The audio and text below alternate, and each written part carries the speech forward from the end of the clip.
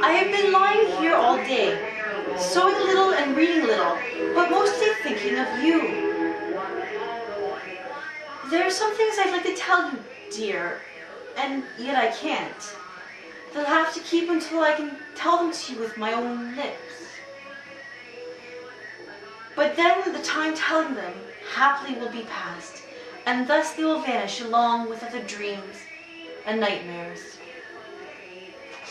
I was smiling at an advertisement of United States Tires. It speaks about the supremacy of the air of the Allies on the Western Front.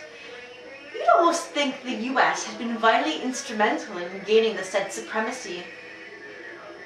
It makes one smile, but all the same, we are glad to have them in at last.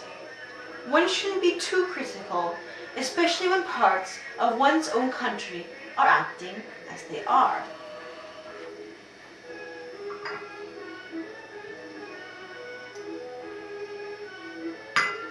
According to the proposed law, I shall have a vote in the coming elections. I don't want to vote for RB, and yet JI seems hardly up to standard size. I think, however, he'd vote for conscription, and maybe for a union government. In a way, I'll be representing you, so please give me the benefit of your advice. I wonder if you realize how much it means to me to be able to talk things over with you, even at a distance. At least it seems to bring us near together while we read and while we write. I wonder where you are now, darling. I pray most earnestly for you, and try to trust that all will be well with you. My love follows you wherever you go.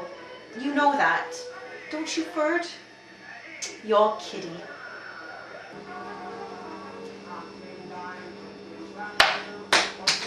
October 14th, 1917, Sunday, 11:45 a.m. Dearest Fred, I was afraid the other letter would be too bulky, so I'm starting another.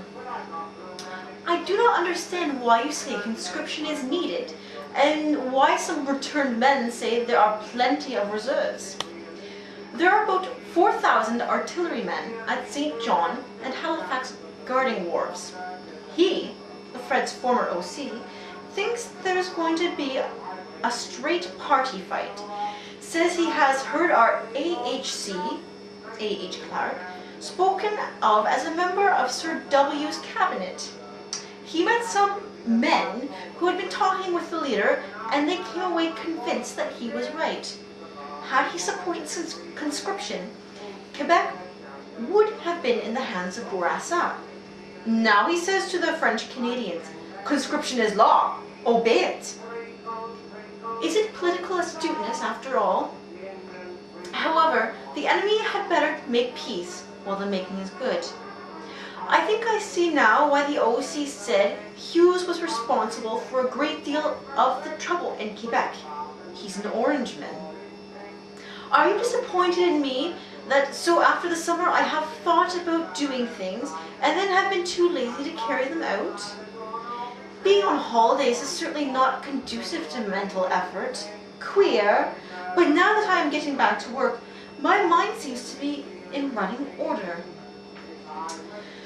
Mrs. Coutts was telling me that there's a certain school of thought now that says it is desirable that every woman should have one child, be she married or single. Why not, they say. Physically, a woman is better for it, and it fulfills a natural desire on her part. Why not go back to polygamy? Such specious argument is sickening. I wonder if such people think they are being terribly broad-minded. Vulgar-minded, and terribly so, I should say. Oh, it's raining quite hard now. These little prairie towns are dismal in the rain. Oh, Evelyn, you received a letter from Fred.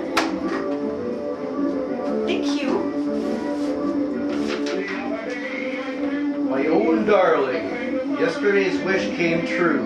There was a generous bundle of mail for me, 3 globes, 2 of U of A newsletters, a joint letter from father and mother posted September 4th and 7th. What nice long letters they were.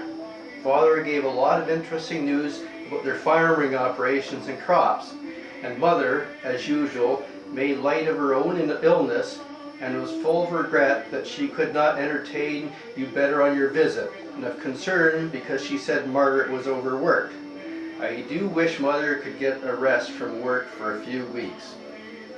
Margaret, the photograph you sent me, I of course had to leave in my trunk. The picture of the parsonage, too, is very welcome, for that place will ever be associated in my mind with you, as a place where I first knew you and loved you.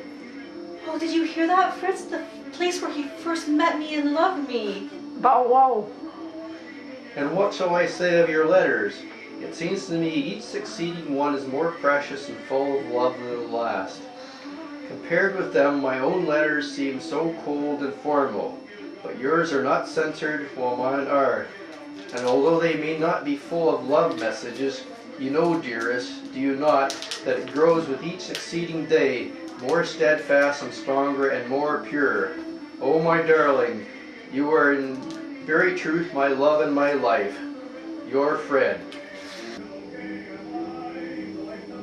Oh, Fritzy, did I ever tell you about the letters that Ferdy gave to us? Bow wow. No? Bow. Oh, they were so beautiful. My darling, last week our old colonel came back to us, Colonel Page. He has served in the ranks himself and does all he can for the men. None of the men liked the colonel who took Page's place while he was away on 2 months' leave. He had no consideration for us, and the men said he always kept in a bomb-proof place, while Colonel Page goes right up to the front line and over the top with the boys. The day after he returned, we noticed a difference, and one of his rules is that when we are not on the move or in the line, we have every afternoon off for sports. This PM, we have no sporting utensils, so we are just doing nothing. In other words, resting, washing, picking lice, playing cards and writing, each man according to his own individual taste. It is a lovely October day, and there has been no rain since last night. We drilled all morning, but not too hard, and now we are left to our own devices. Oh, Fritz, I have a wonderful idea. Why don't we make a care package for Daddy? Bow wow. This morning I got another letter from you. You asked a good many questions in it which I'll answer now. Vote as you think best. I doubt whether R.B. Bennett will run again, but if he did, I think I'd vote for him in preference to J.A. Urban. Urban isn't a big enough man. He's only a party jack in the box. Jimmy Barnes was formerly assistant city clerk. Yes, I know Weir was killed. He was in this battalion, a fine fellow who came over with the 189th. Was at the school at Sarcee last year when I was there. There's no use sending the onward, dearie, for I don't get time to read it. I hope you haven't sent the books you spoke of either, for the same reason, and because I can't carry them around. For the same reason, dearie, don't bother sending such things as tooth powder and other toilet articles. Every bit of weight counts. My pen has run out. A notice for me to quit. I want to do a little more washing anyhow, so I shall take the hint. And remember me particularly to the Fallises and all other inquiring friends. I'd like to write to many of them, but I simply can't get time. Please, please, dearie, don't work too hard. I hope you and Laura are getting along well. And remember the precious promises in the Psalms. They do help me so much. What would we do without faith and hope of our religion? And what would I do without my own brave little kitty? Your Ferd. And It's a long way